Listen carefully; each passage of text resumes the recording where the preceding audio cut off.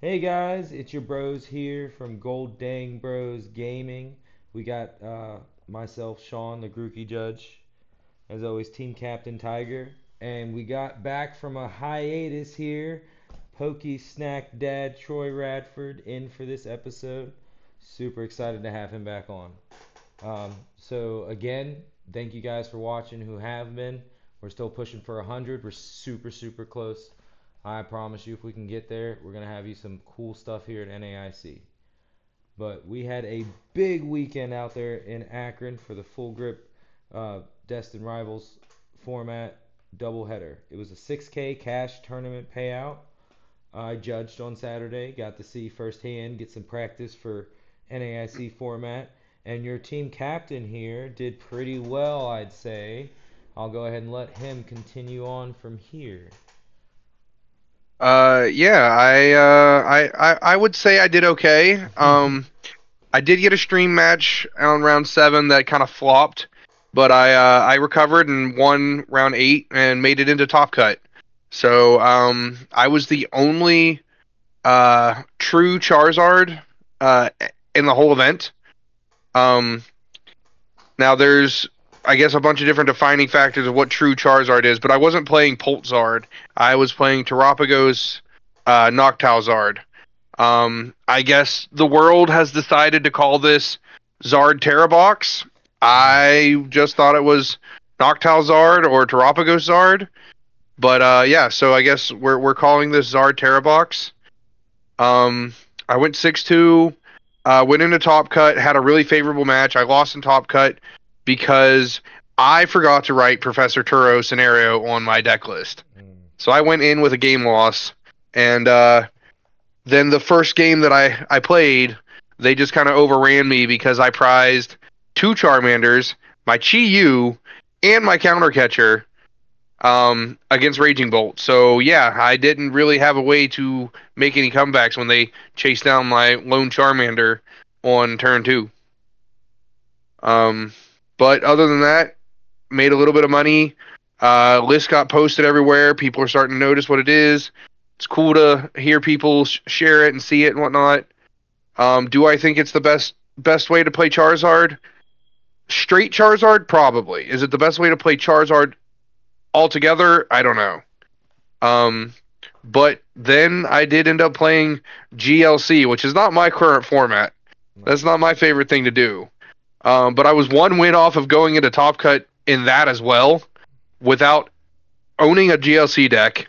I've played it three or four times total. Um, but that just comes down to if you know how to play the game and no interactions, you're fine. They said I walked in, Natalie was like, "Hey Tiger, you want to play GLC with us?" I was like, "I don't really play it and I don't have a deck." She was like, "If I get you a deck, will you play?" I said, "Sure." Mhm. She said, "What do you want?" I said, "Either get me colorless or lightning spread." Because those are two that I like have played a couple games with, and she came back with lightning spread. I know it's very low on the tier list, but like I was just zooming and grooving, and people were not ready for it because I played it a lot differently than people expected. Yeah, that's the But key. that comes from Mhm. yeah, that comes from not necessarily being a GLC player, Yeah. but understanding how the mechanics of the game works. Yeah, I've And I mean, actually seen oh, that work into my deck, grass deck. But go ahead there, Troy. so I was going to say, ultimately, too, you have the benefit of you were around during a lot of these formats, so you were playing Hmm. cards that you're familiar with. Like if I stepped in, it would be total blind as far as some of these cards because we're so fresh to the game. But Right. definitely, you have a lot of advantage there just because you have been around it. But also, playing the traditional 60 card and then going into that format is definitely interesting. It adds a Yeah. unique perspective to it. Like a lot of people ask me that when they see my, I didn't do too well in GLC. I did all right when the deck worked. I did really well. When I can get my Jungle Titan set up and I can have Rillasaur, Rillaboom taking the energy out of the deck, Venusaur doubling those energies. It's pretty scary when you're staring at some buffed up big bugs and monkeys. So it can be very tough, but the people that knew what was going on stopped me from getting set up. But the whole idea is the people that did notice were like, that's a unique perspective. And I kept leaning back to how I had Tiger help me out a few months ago to comb and make it a little more, I don't want to say standard, but a little more feasible. Yeah, so I have decided that like I will play GLC now, especially in the money events. Um, I'm taking a non-traditional route for a specific archetype, and I'm going to create a speed lightning deck. So everybody wants to do spread and whatnot with it, but I'm going to get like for people that remember, there was a Lost Thunder Raikou, which was hit for 30, but if you have a lightning energy in the lost zone, you hit for another 90 for lightning colorless. So that means that we can play cards like Lost Blender, Colorless Experiment, just different little weird antics and cross pieces that weren't together at certain times. There's Zera Auras and that does 20 plus 20 for all of your opponent's bench for 2 energies. So we're just going to be like super fast and like aggressive with this deck. And I'm just going to say I'm going to overrun your slow single prize deck. I'm super excited to see where that goes. So we've actually been doing a little bit more. Excuse me. So we've been doing a little bit more with me playing lately. So we've had a lot of our local cups and challenges and stuff to end Q4. I'm gearing up towards, personally, I'm going to be running a couple of the regionals with you guys next year. Samantha will actually be taking on Pokey Snack Mom duty, and I'll pick on player a little bit here and there. Now, if she can't go to a regional, then I'll lay out that one, but I'll at least get to play 2 or 3. So I'm kind of gearing up towards that. I did finish second in a cup. It was a little painful, just total brick, lost out in the cup, but still gearing for that first cup win. It's been a lot of fun kind of getting up there, doing a little bit of travel, heading down, seeing some of the guys here, going over a couple of the great shops up here, Wolf and Wyvern in Johnstown, as well as Snake Eyes here in Altoona. But, some great people, and been having a lot of fun doing it. The girls have been really doing well with trying to gear up towards NAIC. Of course, it's hard, like everybody, you want to play the stuff that you're going to be playing at NAIC, but of course a lot of that's not accessible right now. So trying to get into that, so kind of focusing a little more on game plan and giving them specific things to work on during these cups, as opposed to just, hey, go out there and smash somebody, like going out there and trying to do certain things. No, it definitely makes sense. I mean, yeah, you being go ahead, Tiger. Say you being in the middle of it now and playing and doing a little bit more, that just it's the same thing that I had for Shawn when his son was playing, that the better he was, the more Brent wanted to play because he had somebody to challenge him 24/7. When Shawn went full on judge and didn't play as much, Brent stopped caring. So if you're going to be doing more and getting better, the girls will instantly be like, I can't let dad be better than me. 100%. Yeah, and that's definitely something, knowing the girls. Of course, Charlotte, she's always going to push, but Ella definitely has that, give it heck attitude, and she is not going to let me be better than her. Well, also, my point was that kind of consistency is what I've told a lot of players in our league for many years. I've told Tiger this for a couple years, and then before we move off on Full Grip, we also had one of our top seniors in the area, Devin Ramanathan, also get a consecutive top 8 in the Full Grip. We were hoping that he'd repeat win. Didn't quite happen for him. But to see that kind of consistency is the same thing we tell you the girls will have here in the future, and any other trainers out there that are trying to get to that certain level. Every step of the way is helping you build those building blocks to get there. Yeah, we had 4 or 5 of us from West Virginia in the top 16. I know Josh Stapler from the Charleston area. He was like 10 or 11.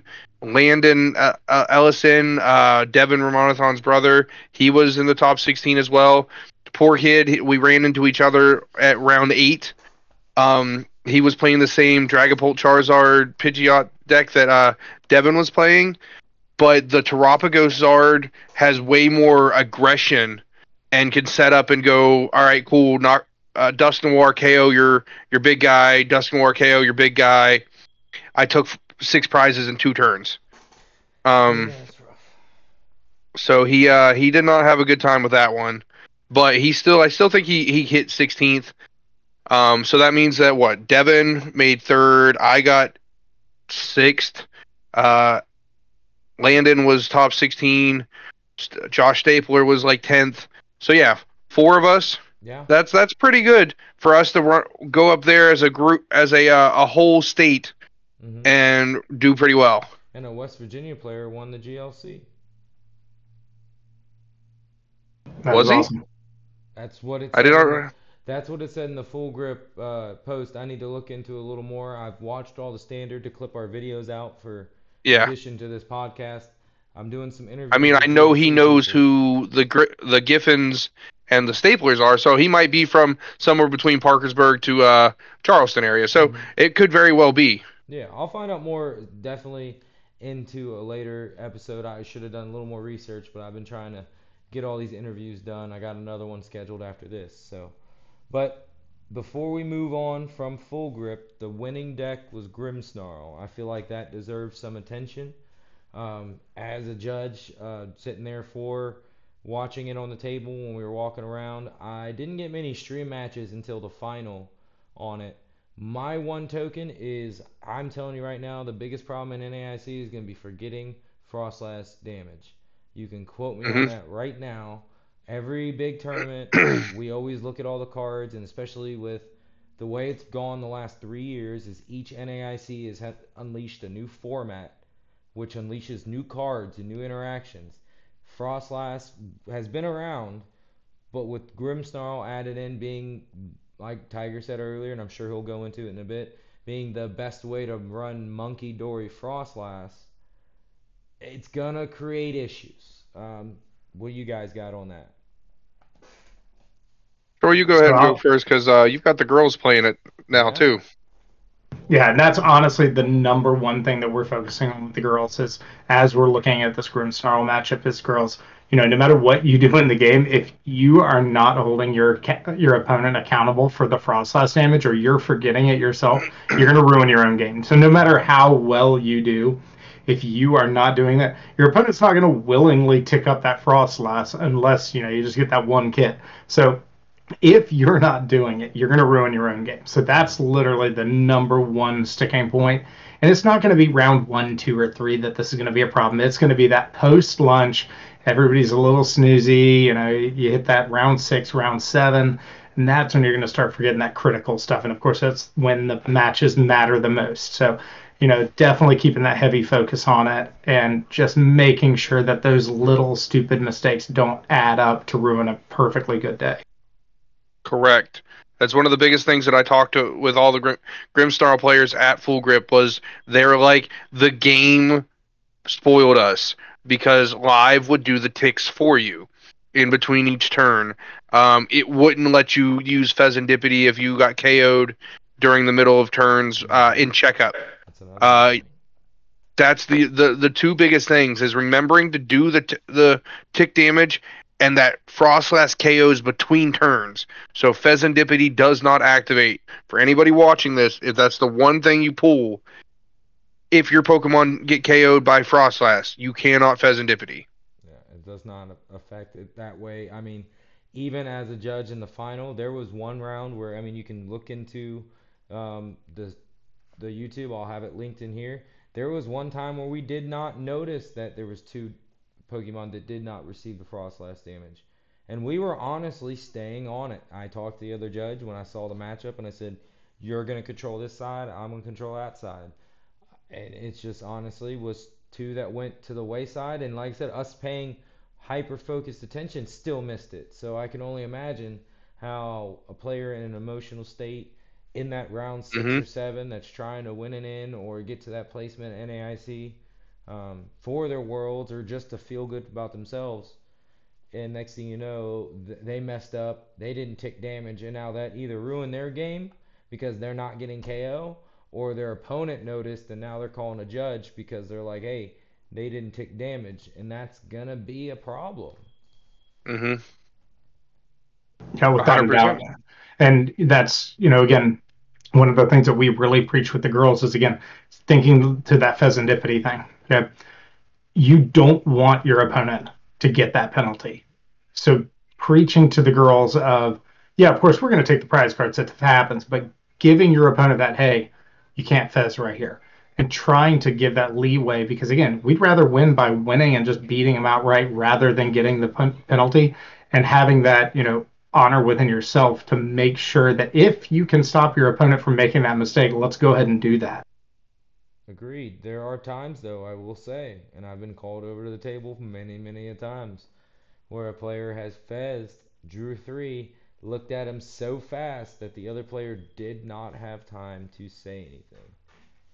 That actually happened to me round one. I did a Dust Noir KO, and he forgot to take the prize card, and I played Unfair Stamp at the same time, and then I took another KO right after it, and I didn't catch it fast enough because I was finishing my actions. I was like, all right, cool, Dust Noir this guy, and then I'm going to KO the active with an Unfair Stamp, and went to the next turn, and he just immediately went Goldango, Pheasantipity, and then I looked down and I was like, you still have all your prize cards, or the amount that he was supposed to have before the Dust Noir, and then we had to call a judge on it because he just did way too many actions. It was not the way I wanted to win the match, but like if it would have been just legitimately, he drew two cards after that might have been able to drop down to a double prize penalty. They added in there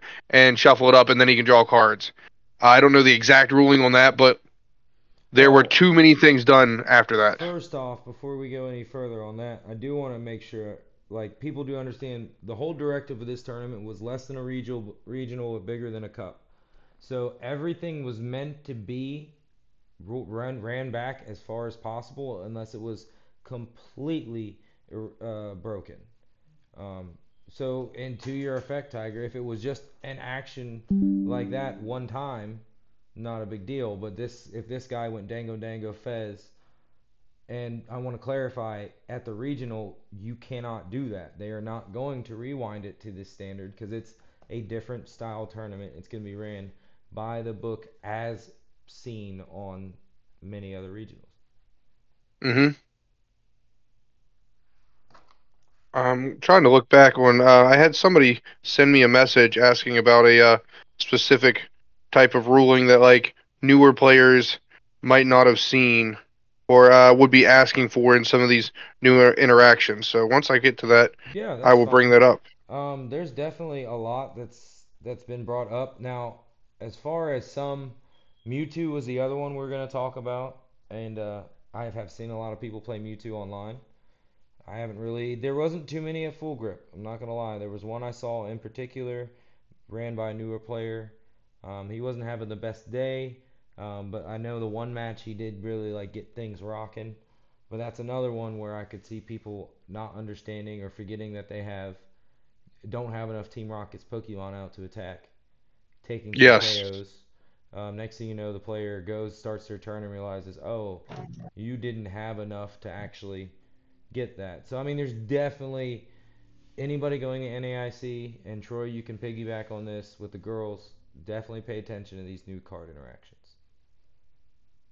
Oh yeah, and it's tough because how do you? We've had a lot. This is not just a generic set that came out. This is a meta-changing deck a set that we've had come out. So there's so many different things that now we have to be prepared for, and literally, unless you're testing locals and testing online, that's about the max of play that anybody's getting. So being prepared and really trying to focus on those weird micro interactions on things is super, super important. Agreed. How about there, Tiger? You find it? Yes. Because it was and I know the ruling on this one because it was a past experience. Might be a little before Troy's time on this one. Um, can you use Quilava's Bonded by the Journey ability to shuffle the deck if you have 4 Ethan's Adventures in your discard? No. I know that's a very tough one because the game state does know, and as long as there's 4 in the discard, that's public knowledge, and it can be seen that there Hmm. are no more to be found. Looking at the rule book of how a 60 card deck is structured, there's 4 of any given copy aside from A specs. So again, back to my point, that's if there's 4 Ethans in the discard, graveyard, whatever you want to call it in this instance, it's public knowledge. So how did that go for you? I went back to an older ruling with the Mew VMAX era for some of the people that were here for the Fusion Strike era. Mew VMAX, when it was called the Fusion Mew style, not the Double Turbo Mew, it played a card called Elisa Sparkle. Elisa Sparkle, search your deck for up to 2 fusion energies and attach them to your fusion Pokemon any way you like. What the Mew players would do is, before the ruling was created, they would play the Elisa Sparkle to fail it, to be able to use Genesect to draw more cards. But if there's physically all 4 fusion energies on board, you know by public knowledge that there's no more in the deck. So they could not just play a card to fail it because there was no effect for them to do because all 4 were already out on the board. So public knowledge overrides the fact that you should be able to play a card. Yeah, and it's really very similar to having a full bench and trying to nest ball. Oh my gosh. Yes. I see that one for round 1 so many times. I don't know if people are just nervous or what goes on there, but man. Walk for 7, nest when you have Squawk 5. for 7 was last year's NAIC. Don't even get that one was funny because so many people were squawking for 7 and it was crazy. Yep. That's odd, but kind of hilarious as long as you're not the one doing it. Well, it was Professor's Research, it was big. That was a real strong card to discard your hand, draw 7. A lot of people were playing Research, but then also playing Squawk. So they would get in the motion of discarding hand and sometimes instantly draw 7. Not to mention, let's think about how we start the game. We draw 7. It's sometimes kind of awkward to draw 6 or 5. So it really took a player to look down and be like, I use Squawk. I need 6. That's where I would get to telling a lot of players, and I still do it myself. Tiger can attest to this. I draw my cards face down, and I usually leave them there for like 2 seconds. And I look at them. If I can't see, I spread them out. I make sure that my opponent can also see them. That way, if there's anything wrong, I can fix it before it Yep, becomes I an error. do the same thing. I still pick up a stack and count them out individually. I actually had somebody that it wasn't that effect. It was earlier on when Squawk first came out, because they were an older player that came back. The Squawk's ability was very similar to Dedenne GX, that when you played it, you discard your hand and drew 6. Yeah. Um, the but Dedenne said that you can't play more than one a turn. But most people played it as an extra supporter to just end their turn at the end of it. They thought that Squawk ability, when I used it, ended my turn. So they started drawing cards while I was still playing, because they thought that Squawk instantly ended their turn, because they combined a couple older cards to think that that's kind of what it did now. And that was a very interesting interaction for me and my opponent, because I'm still doing stuff, and then I'm halfway through playing a card, and they said, "Why aren't you done?" And I said, "What do you mean?" And I had to call a judge for a judge to explain to them that I didn't end my turn. So they got a 2 prize penalty literally before 30 seconds into the game. That's rough. That's a rough one. Yeah, it hurts. But I mean, those are the type of things we're going to see at NAIC, and I think that leads us into our next topic here. Is NAIC is just about a week away. I know, what's today, Wednesday? This time next week, I'll be in New Orleans. Same.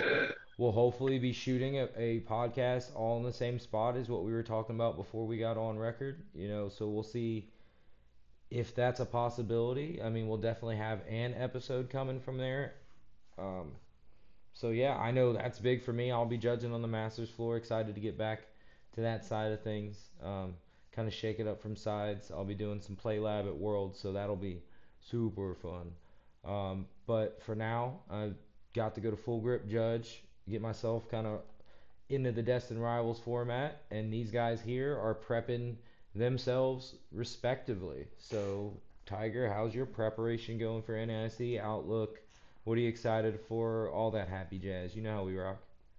Nothing. I'm crying inside every day right now. Oh no. Um, the I had in my gut feeling that I wanted to play something with Charizard, but the more I'm playing it, testing against more and more decks, it's just I feel great into everything that doesn't play Badoo. Like I have no problem beating anything in the market as long as it doesn't play Badoo. Buddy, a lot of stuff plays Badoo. I'm sorry. Well, but that's the thing. Guardy cut Badoo because they went to a TM Evo version. Okay. The big basics don't play Badoo. EV Box doesn't play Badoo. There's literally only 2 decks right now that is hardline playing Badoo, and that is Dragapult variants and Grimmsnarl variants. And I say variants because apparently there's a Pidgeot Grimmsnarl variant that's out there that I'm not a huge fan of. Oh, nice. Viewers, if you guys are wondering, this is Tiger convincing himself live to play Charizard again. So I do have Dragapult, Charizard, Dusknoir built, and I do have Terapagos Charizard built that I played to full grip.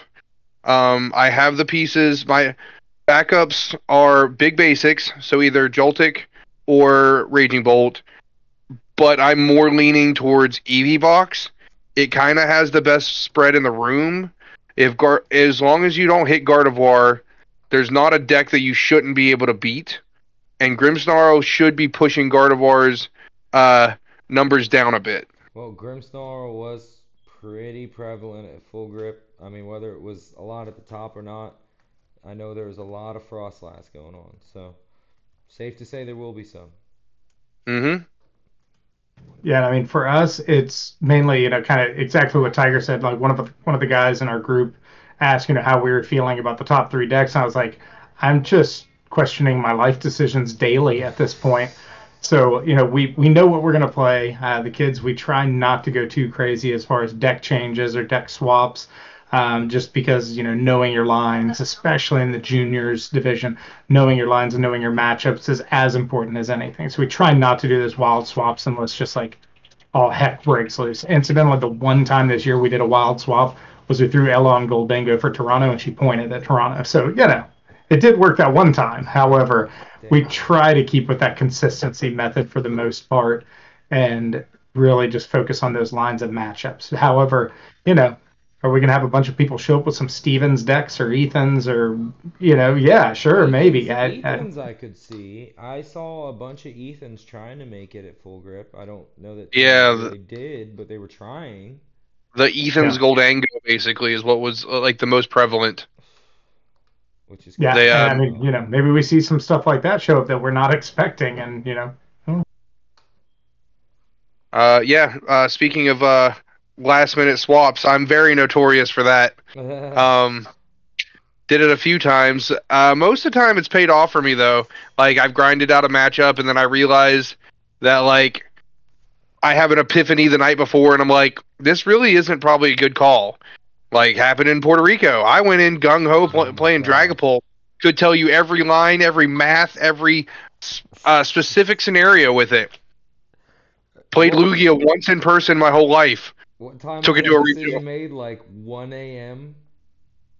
I think, yeah, like the official flip, but it started cooking in my mind the night before. Yeah, because we were playing it, and then you started playing more Lugia, and you were like, this kind of feels good. And I know I was throwing the Miraidon at you, and you were still...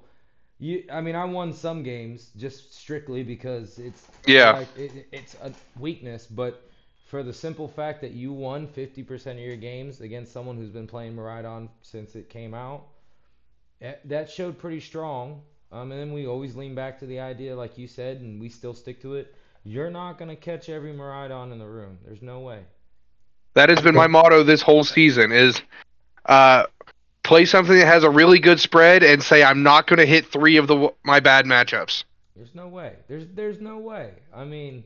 Well, I don't know. I hit 5 Dragapults day 1 of Milwaukee, but I played a deck that was good into it, so that was different. Stale meta.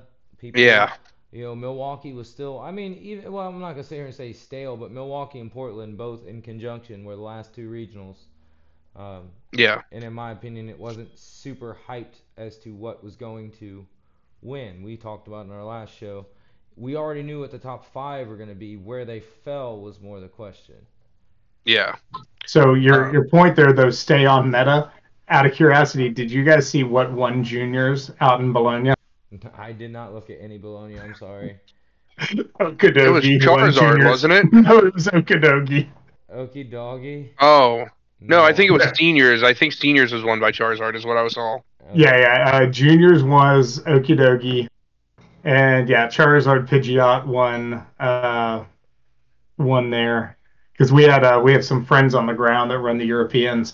And incidentally, shout out to Danae, top 18, and locked up her first Worlds invite, which was awesome, as well as our friend Declan, who top 16 his like 75th regional this year or something. Is that Pokédeck? Hey, shout out Yeah, to Yeah. Pokédeck. So, yeah, so hopefully he's watching. Pokédeck. Shout out to him. Yeah, Pokédeck did great. I think he ended up 10th in Europe this season, and Danae jumped up to 49th and qualified her first time. Let me tell you, Nice. we are sitting here. I know Tiger's sweating about top 125 with whatever slots. Troy down there at top 75 with the juniors, however many slots. But some of these European countries really got it bad. Like, I think, like, what's the region Australia's in exactly? It's Oceania. Oceania, I think it's what, 10 slots that get in? Slots. 10 for juniors, and I think 20 for masters. It's like, what do you mean? So it's top 10. Like, you better be, like, the-ish if you're going to do it. Like, I mean, it's true, but they do have some of the best players in all divisions, which is weird. They just don't have a lot of people that play. Like, the number one player in the world at the moment, Brent Tonneson, is from Australia. yeah. Like, they definitely have the players. Natalie Miller, Brent Tonneson, James Cox. Like, I'm pretty sure James Cox is from Australia. But, like, these big name players are all from this area, but they just don't have a huge Pokemon population.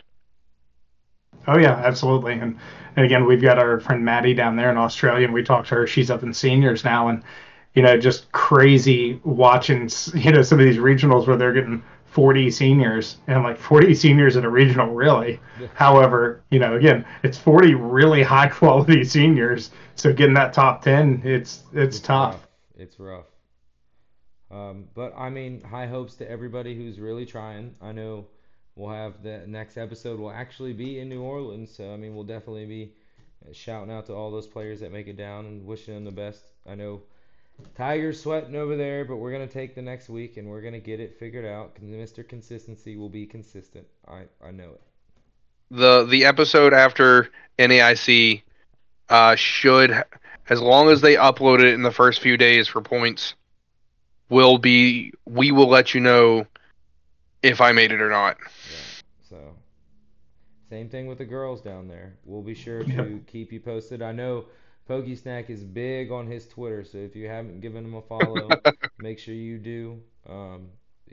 He'll definitely let you know if the girls qual.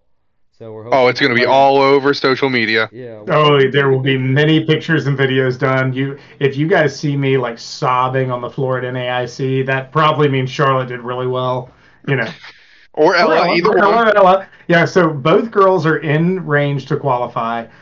Charlotte needs 2 point. Ella needs a little deeper run. I think Ella needs a top 6, at least a top 64, maybe a top 32, just depending on the breakers. It's not undoable, or not impossible, is what I'm saying. It's definitely doable. Well, I don't have much else to say. I'm gonna try and de-stress a little bit over my deck pick, and see everybody in New Orleans. Yeah, I mean, that was really it for the episode. I mean, if you guys don't got anything else, I know, like I said, we're all prepping in our own ways. I'm gonna get packing because next weekend I got a little free, but then Sunday, Monday, Tuesday I'll be working up until we leave. So best to get packing early. Correct. Yep, absolutely. And guys, if we've got anybody who's out there watching and doesn't know, sees us, doesn't know us, guys, come up and say hi. We're all fun-loving guys, and happy to talk to anybody. So come up, give us a high five, whatever. Just come up and say hey. Yeah, I mean, 100%. we all have our different sectors. You got player over there, you got judge, and you got Pokey Snack support. So any which way, we can definitely help you out. Yeah, man. Come say hi. Troy, it's your turn, bud. You ain't been on in a while. Let's sign us You off. get to send us off. All right, guys. Glad to be back. Love having everybody here. Thank you guys for watching. Get out there, say hey to us at NOLA. Have fun. Have some safe fun in New Orleans. And guys, stay lucky. Have fun.